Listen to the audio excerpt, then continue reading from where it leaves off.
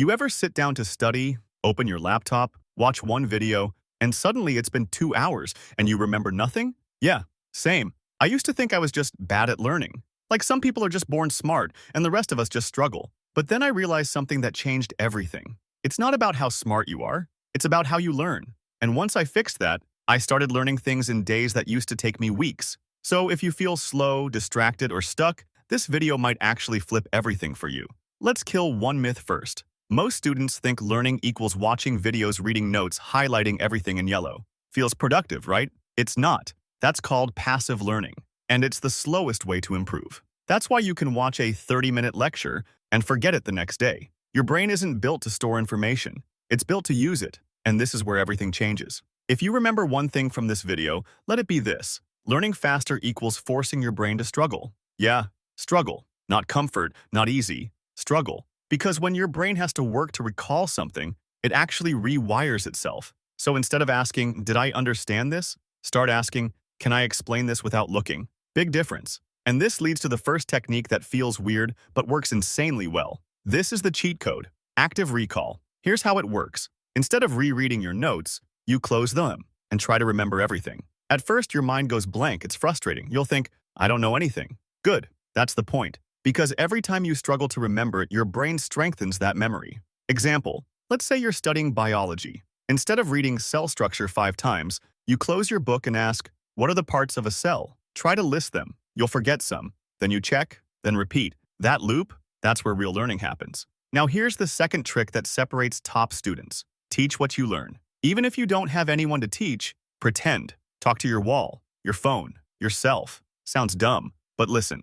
If you can explain something simply, you actually understand it. If you get stuck mid-explanation, that's your weak spot. And now you know exactly what to fix. Quick challenge. After every study session, explain the topic like you're teaching a 10-year-old. No big words, no notes, just clarity. But even with these methods, there's one thing that silently destroys your learning speed. Distractions, your phone, notifications, random thoughts. You think you're multitasking, but your brain is actually restarting every few seconds. And that kills learning speed. So here's a simple rule.